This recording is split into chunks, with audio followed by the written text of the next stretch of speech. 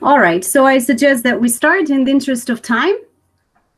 So welcome parents, welcome to the second community meet that NOVA is organizing. Today's topic would be the work that student support services do, and specifically the work of the social emotional learning and academic counseling in the upper secondary. So that's grade 6 through 12. So we'll speak specifically to our roles, the three of us, Mary, Olgica, and myself, and also how we collaborate in this context. So we will just briefly introduce one another, and then we will start from the social emotional learning part. Mary? Just FYI, we are not seeing the presentation. You're not? We did, and then it stopped. Is that the same for you? Is that the case with everyone? I can try again. Yep, Yes. affirmative.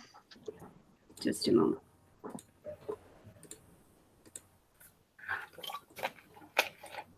Can you see it now? Yes, Yes, it's loading. Yes. Okay.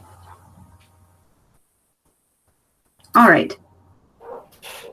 Excellent. So this is our the slideshow will be going out, so you'll be able to connect to all of these links. So no need to take any screenshots or anything. But this is our direct email addresses, and you can write to us, and we're always available that way. Okay, so Mary will be speaking first. She's the social emotional counselor at our school, and then Olgica and myself would be addressing the academic counseling component, which is part of the upper secondary. Yes, so social emotional counseling. I'm so excited to get to be doing this. I love it. It's amazing. Sorry, just admitting people also. What does it actually mean in a typical day of a social emotional counselor? Well, most of it is divided into these two categories, most of a given day. So the top priority is student walk-ins. Now I know that we're virtual, so walk-ins I put in quotation marks because that looks differently now. But student-initiated support when they're having struggles, when they need another objective point of view, when they need when they're out of ideas for how to solve a problem. That's exactly how a lot of my days, that's priority number one. Social emotional counselors do not do therapy, just to clarify. They don't do ongoing or serious therapy. It's called solution-focused therapy, and it's meant for this kind of a context. When it comes to adults doing the same kind of a thing, we would call it something like cognitive coaching, but it's not therapy. So just to clarify that. And if there's any need for therapy, that's where we would, contact and give referrals and offer other support systems. But the school counselor is much more of a coach about any kind of struggles they might be having. Also small group work. So if a group of kids are having similar challenges, we would make it small groups. That's a really fruitful way to work. Any kind of crisis support, connecting to support networks anywhere in our school community and beyond would be most of what I do. And then the other half is guidance curriculum. So actually being in the classroom and providing guidance curriculum. So we're using C-Learning as our social emotional curriculum that our school is adopting, as well as others, which I think is coming up. The next slide. Mm-hmm.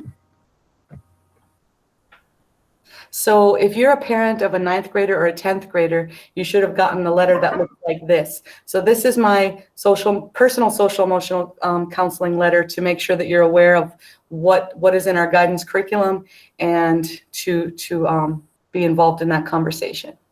If any of you are parents of 9th and 10th graders and don't recognize this, let me know. I'll send you a new one. So the C-Learning is a new initiative for today, and hopefully the video will work because I couldn't advertise it better than this man, Daniel Goleman, who is the author of Emotional emotional intelligence. So he worked together with some other amazing experts as well as the Dalai Lama.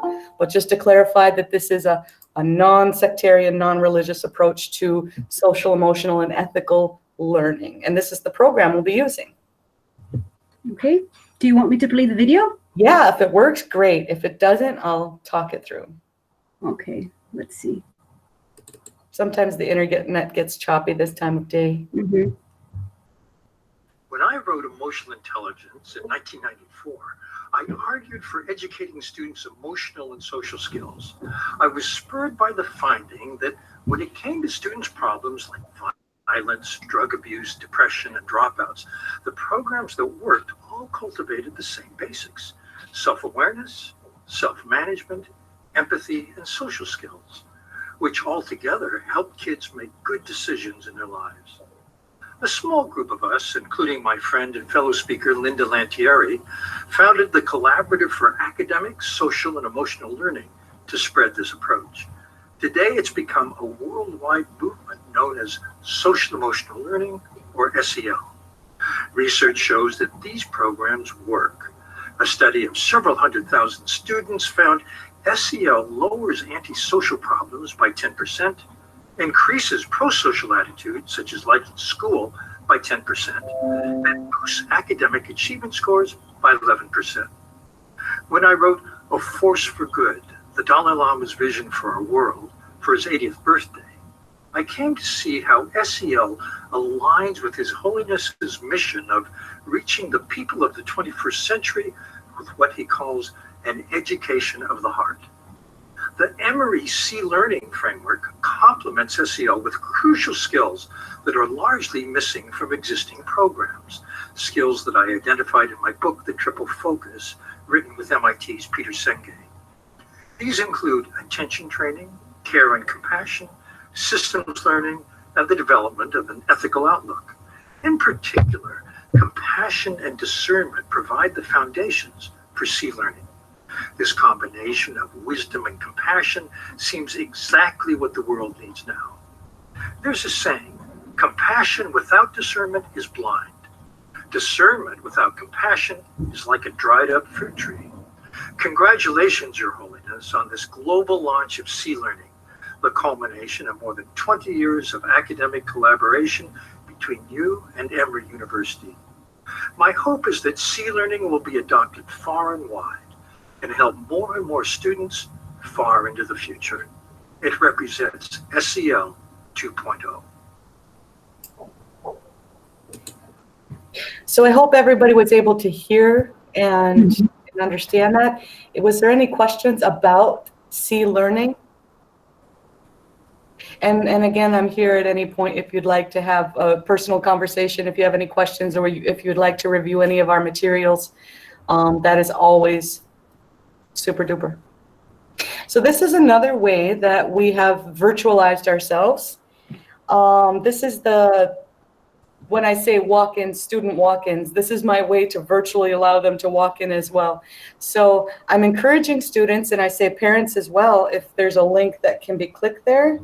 If not, I'll add one, to bookmark this on computers and laptops so that if there's ever a tough situation or a bad day, that this is available to you the same way that the actual counselor's room is available to walk into. And now because of COVID, like we can't just walk into places. So this is a way that hopefully that can still happen. So all of the objects in this, excuse me, all of the objects in this room are all connected to different social emotional tools and resources. Some are quite light and for fun or relaxation. Some are kind of serious. There's also 3 ways to get a hold of me. The telephone, there's a lovely, it's here somewhere, student telephone, and that number is attached to the telephone in the room. And my email address and a survey which asks questions about like, what would you like to talk to the counselor about? How urgent is it? Etc. So I encourage all students, and feel free parents as well, to open that and bookmark it for any day that might be needed. Okay, we will move on to the academic counseling part now. Thanks, Irena, and thank you, Mary. I loved your virtual room. I will ask definitely for support to create one for myself. No problem. Thank you. Moving on to the academic counseling. So the academic counseling at NOVA is delivered through a comprehensive program for students in grade through 12. So how it is organized, how do we structure it? Each counselor guides and is responsible for two grade levels, and they work in different intervals throughout the year.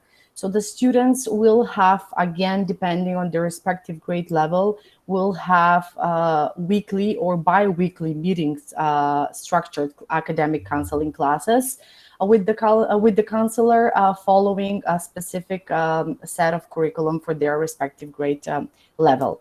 Of course, they always set up individual, they always ask for individual appointments with us, and this is something as an addition towards the counseling classes. So the materials, regarding the materials and the assignments, we use the Google Classroom. I'm sure most of the parents are familiar with the platform. They can have the status of guardian, right? And they can check whether there has been a student's engagement towards the counseling classes. So one thing that I would like to clarify about the academic counseling classes is that these are not graded classes, right? So you would not see a mark attached towards the counseling classes that are assigned in ALMA, this year, our learning management system, and you will not see a pass and fail. So this course is something as a resource that benefits the students first and mostly, and we hope that they take they make most out of it. We do take attendance, and we report that attendance. And if we see a trend of certain students missing the counseling class, we always inform the parents. So we hope that they take it seriously as early as grade 9 and grade 10, because it is of essential importance for them when they come into grade 11 and grade 12 as well. So Irena, if you could just move to the next slide. Thank you. So the academic counseling curriculum is a program that it's prepared, it is revised, and it is updated every year at the start of the academic year by the counseling team. And it is specific, as I mentioned, it is grade level specific, but also we have different goals and different expectations regarding grade 9 and 10 and regarding grade 11 and 12. So for grade 9 and 10, our focus is mostly that we help the students to build tools to plan and navigate their academic steps while they're in high school, right? So they make choices regarding their high school engagement. But for grade 11 and 12, our curriculum mostly focuses on helping the students to build skills, right? And get the tools to plan for the steps after high school, post-high school. So in grade 9 and 10, specifically, the curriculum will follow different workshops, such as identifying their strengths, their goals, so where do they find the motivation, what their interests are, could that possibly lead them to something that they're good at, right? Building soft skills. We do a lot of academic course planning in order for the students to make sure that they meet the graduation requirements and the credit requirements. We start drafting educational biography, sort of to set the base for personal statement writing in the upper grades, and then we focus mostly on summer schools application. And from this year, I've started using the term summer enrichment programs, right? Because it is shifting towards different modalities according to the situation that we are currently in. So we make meaningful plans for the summer. How do the students get different experiences that can help them towards their planning for post-high school. So IBDP application process is also included into the grade 10 curriculum itself. The PSET testing that we hope to be updating parents as soon as we receive something official for grade 10. And then towards the completion of grade 10, we opened the conversation about colleges and universities and where the students could possibly apply to. So in grade 11, we say that we give the students lots of procedural knowledge in terms of that there are different university destination, and with that different university requirements attached to it. So we hope we help the students to see through this and to understand this concept of different entry requirements, prepare the documentation, see what the application entails, research, and hopefully by the completion of grade 11, they have narrowed down and they have researched and narrowed down university choices that will help them to understand better the timeline for applying to those universities. And in grade 12, it will be specifically mostly about the students completing their applications, right? It will be asking for teachers' recommendation, being mindful about deadlines to submit certain documents, being mindful about completing the application themselves. So it is mostly focused on finalizing this process that they have started way back in grade 9. With that, this is just only one part, right? The academic curriculum and the academic classes are just one part of the responsibilities that the academic counseling team shares. So I would ask Irena to further discuss about this. Thank you, Irena. Okay, thank you, Oli. So us counselors are very busy people. We actually have a lot of responsibilities. And while Ole gave you the general framework of what it is that we cover across grade levels, I will be going in greater depth as to the specific roles that we inhabit in the academic counseling context. So Olgica told you that each of us is in charge of 2 grade levels, which means that both Olgica and I have over 200 students in our care as well. So the first step when your child is in the process of enrolling at NOVA, when your children get to meet us for the first time, is actually as part of the admissions process. So after they submit the documentation, after they complete the MAP testing, the final step is actually an interview with the academic counselor. And in this way, I have established the first contact with most of your children, and Olgica as well. So the purpose of this interview is to assess your child's interest, inclinations, prior educational background, and to ensure that the student would be successfully integrated in NOVA and its programs. So further down, as we get to know the students better, we also give them advice on course selection. So as they progress from each academic year to another, we sit down and discuss with each student individually what would be the right academic fit and the courses for their specific inclinations, for their academic strengths, and also for post-secondary school plans. We also follow students' academic performance throughout the year and at regular reporting periods. So after the end of each quarter, we actually ask the teachers for feedback on how the students are doing, and we ask them to alert us if any student is experiencing struggles, if they're underperforming. So I think that timely information is key here so that we can take proper action, and to also engage the parents as part of the conversation if necessary. So in terms of academics performance issues, so the first person who is to take action and to notify teachers if something is amiss is the subject area teacher. So if a student is struggling in a specific subject or there are attendance issues in that particular class, the subject teacher would be reaching out to the parent. The next person would be the advisory teacher, because the students are assigned an advisory teacher to guide them throughout their high school experience. Just like they have us as counselors for 4 years, they also have one and the same advisory teacher. If there is a greater problem, so if there are issues in multiple subjects, then the advisory teacher would reach out to the grade level academic counselor, so either to myself or to Olgita, so we can come up with a plan of action and delve into the reasons as to why a particular student may be dealing with academic difficulties. And finally, if after all, the resources, the problem is still not resolved, then the final person would be the principal. So we would be involving Ms. Bella in the conversation as well.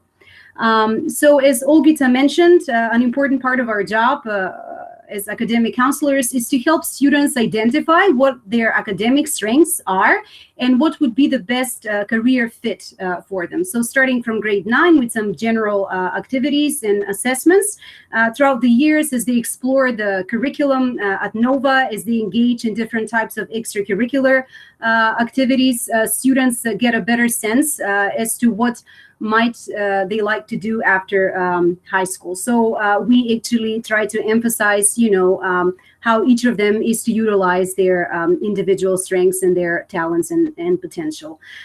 So starting from grade 10, we go in greater depth with students, teaching them how to write a CV, how to prepare a resume or a table of activities. We teach them how to write motivation letters for different college destinations, as well as personal statements. And many universities also require quite a lot of essays as important parts of the application process. So we actually guide students through all of these aspects, and they would draft all of these important documents and parts of the application with us during the counseling classes. And all of these materials would also be available in our Google Classrooms as well. As they progress to grade 11, the counseling classes become more workshop style and subject specific. So we familiarize our students with the admission and application procedures to different college destinations. So our students tend to apply to a lot of destinations. So they need to be familiar beforehand. So before senior year starts, with the specifics of the admissions requirements for different universities and countries. So research suggests that over the years, our students apply in greatest numbers to the UK, to the US, the Netherlands, Italy, Germany, Austria, also countries in the region, and in smaller numbers to Canada, Australia, and Asia. So we make sure that we familiarize students with the entry requirements and all the admission and application procedures for these specific destinations. And we always keep abreast with any new recent developments and changes, because this is a very fluid landscape. So lots of things change from year to year. Part of our job is to also write recommendation letters for the applicants who are applying to the US or universities that also require the counselor recommendation letter as part of the application process. We also help students by providing feedback on their application. So students, I'm now guiding the seniors this year as well. So they're already drafting their motivational letters, their personal statements, they are perfecting their CVs, and they always share those documents with us so that we can help them either in terms of structure or in terms of language or giving suggestions as to the content. So we always offer that support to the students so that we can double check what they are about to submit. We also organize on a regular basis presentations and school visits by university admissions representatives. This year, because of the situation, most of the school visits would be conducted in virtual format. We are already organizing those, so students can be informed firsthand from specific university admissions officers as to programs and requirements of that university. In this way, we sort of expand, the options for them so they can consider different types of universities they may not have heard of prior. We also have workshops and presentations organized for parents, so they're also topical and very specific. They typically take place on a monthly basis in the afternoon hours. So we will inform you on time about upcoming such workshops and presentations for the parents as well.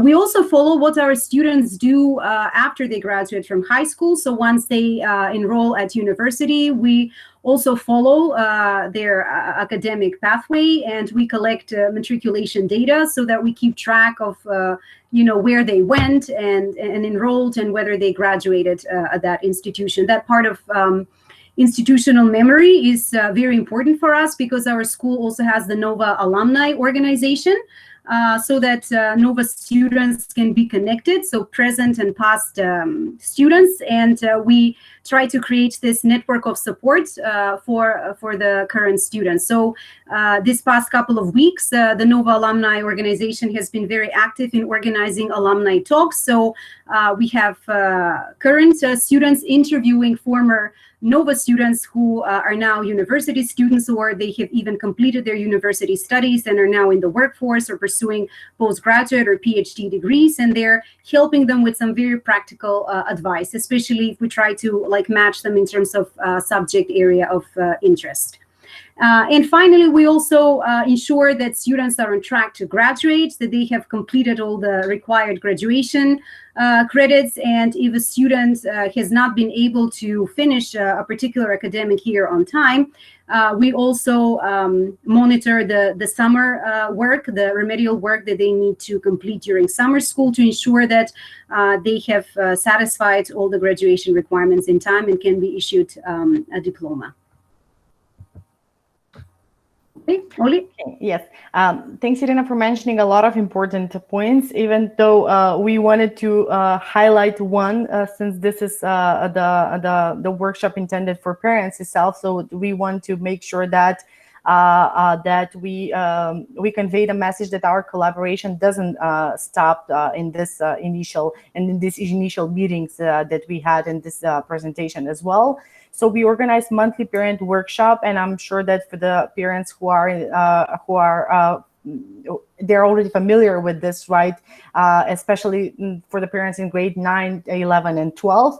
Up until last year, we had these parent workshops physically in NOVA, right, in the afternoon hours. But starting from this year, there will be live virtual sessions, again in the afternoon hours. So they're topical, meaning that the things that we cover with the students, we try to summarize and get the parents on board as well, because they're a very important part of the story. Mm-hmm. And when they have the proper information, they help the students make choices. They help the students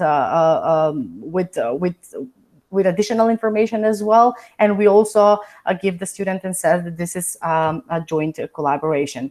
So this is a great forum as well for question and discussions. Lots of parents share same questions, share same concerns. So this is how we can address them during this parent workshops. You'll be informed timely, right? These are usually announced 2 weeks ahead.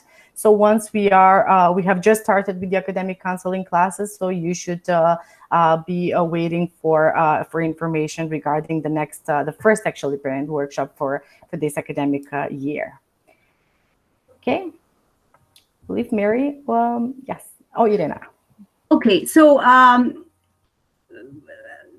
I just wanted to mention that while the work that Olgica and I do as academic counselors and Mary as a social emotional counselor is different, our purpose is fundamentally the same, because we're here to support your children and to provide a comprehensive support of each and every student. So every Monday throughout the academic year, we have a meeting. So Mary, Olgica, myself, and Ms. Bella as the principal and also as the director of guidance and counseling. So we have these weekly sessions where we discuss students at risk. So students who are experiencing either academic difficulties, or perhaps they're going through certain socio-emotional struggles and challenges, or perhaps it can be both. So it's never clear-cut black and white. So sometimes they might be undergoing multitude of issues, and we are trying to detect worrying signs early on, and also to put a plan in place so that we can properly assist them and also support them through this. Please note that since we're in virtual learning mode, we also have the virtual learning site active and running. So we are posting updated information on it on a regular basis. So if you just wish to learn more about our work or upcoming topics and sessions, you can visit the virtual learning site as well. Mary? I was on mute. So in our efforts to, as Irene said well,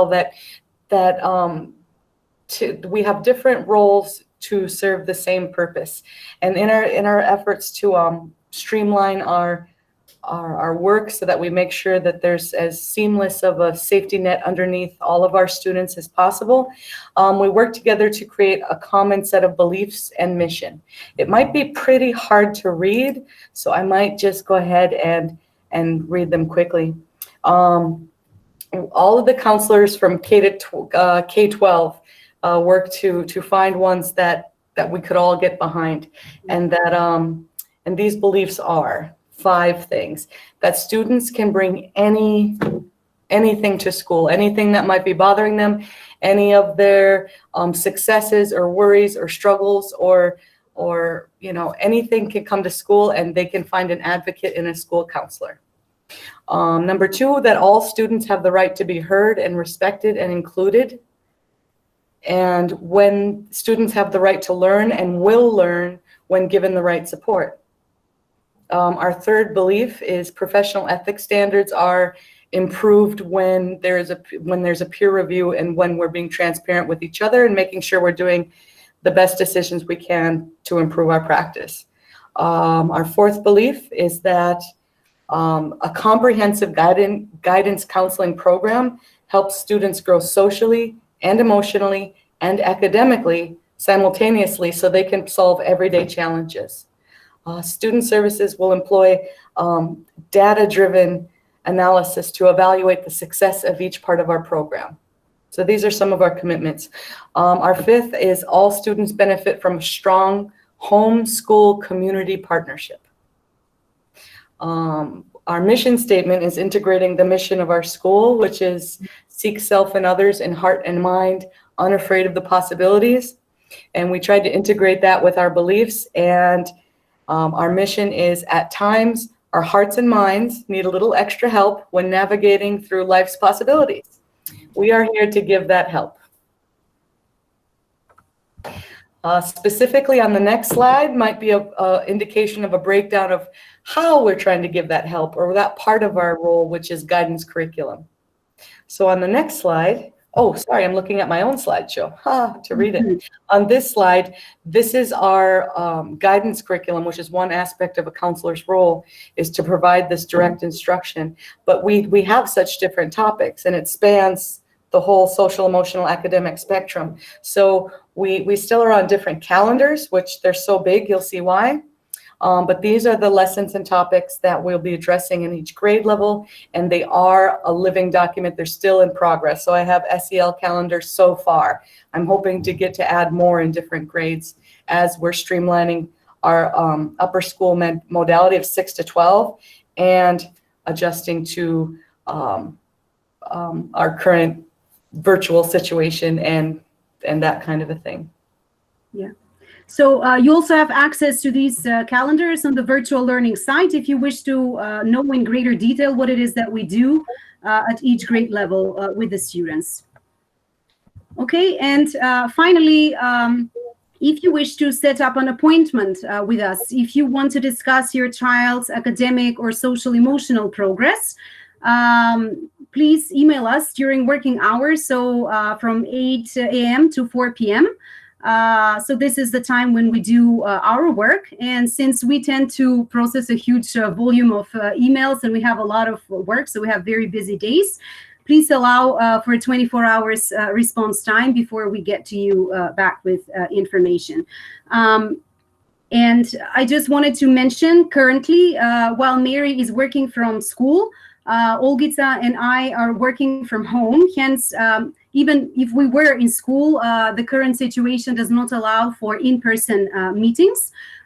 Hence, all meetings with the parents and the students are scheduled via Google Meets. So basically, if you wish to set up an appointment with us, just suggest a couple of free slots, so when might be a suitable time for you to meet us, and then we will send you a Google Meet invitation for that day and date.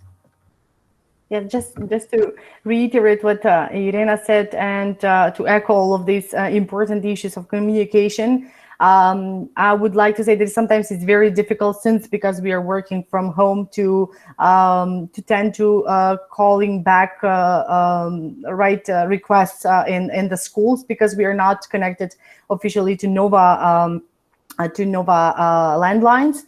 We would appreciate that we keep the communication during via Google Meet links, right? So every time that you would request urgent response back, you could use that, even though we said that we would prefer 24-hour response time to be allowed. Use, if it's something is urgent, use that into the subject line, and we'll if time allows, we will try to set up again a Google Meet invitation to address whatever is necessary and urgent at the moment. So with that, I believe that we have come to the end of the presentation, but we would like to invite you for questions, right? I see something that is already posted. It's actually Mary's. Yes, I saw 3 comments in the chat box. Please do so. So insert your questions in the chat box, or just unmute yourself and you can post and you can ask the questions here. Or just come and say hi.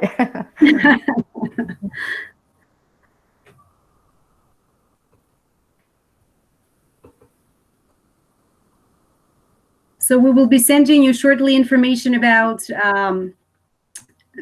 these workshops, right? There will be one oncoming one for the seniors next week.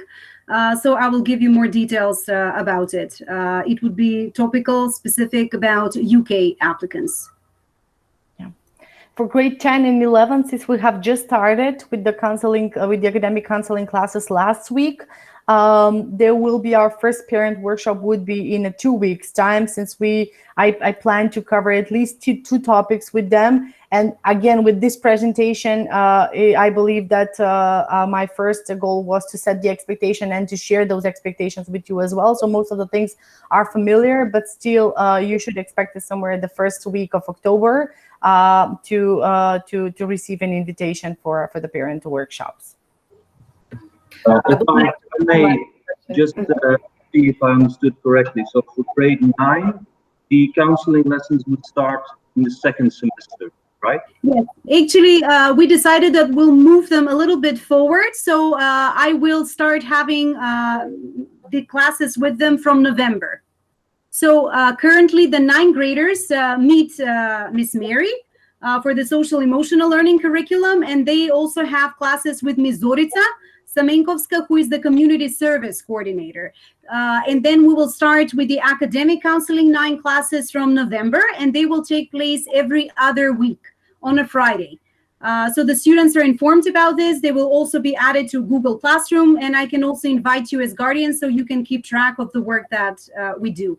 And the reason why we start with these classes a little bit later is because they're new, right? So we just want to give them a little bit of time to find their ground, to work their way through the classes and the subjects. However, if they have any specific concerns or issues or questions, of course, they're free to write me an email. I have been in touch with several of them over the schedule already, so I do get to know them.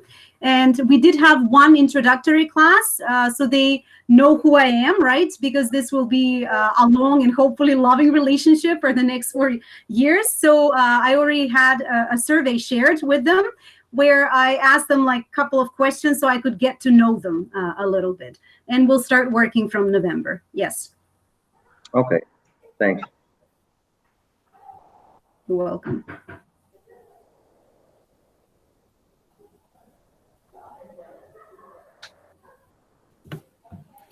One nice thing about this virtual reality we're in is that everyone's names are with their pictures. So I get to like look up who is parent to whom with our new information system. That's nice. I'll miss that when we go back to real life, being able to.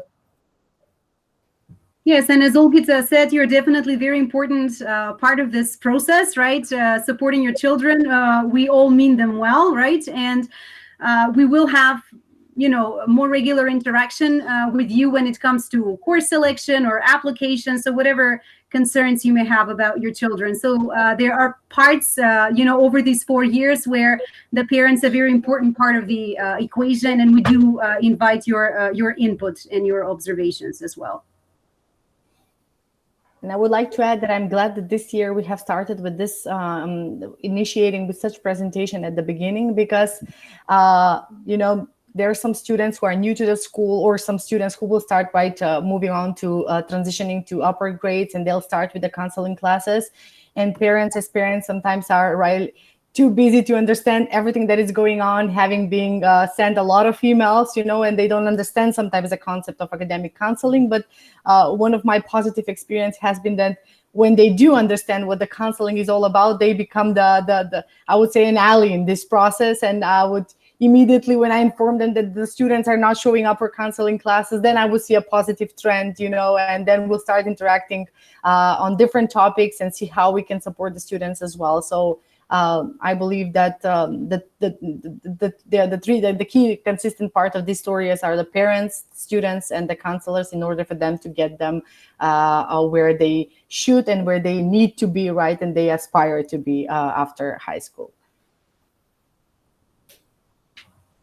We will be sharing the recording and the presentation, right? So the parents can have all the documentations. As Ms. Irena mentioned, that our virtual site has the links towards towards our curriculum, so you can see specifically the topics. I've added a note that some topics may be subjected to change because of relevancy and because of prioritizing, right, at some specific moment, but still it's a living document, it's a work in progress. You can also track there are certain links that I've added as well, and my colleagues as well. So for when the students will be having those virtual presentation from university representatives, right, in October, and the ones that are scheduled for the late September and beginning of October as well.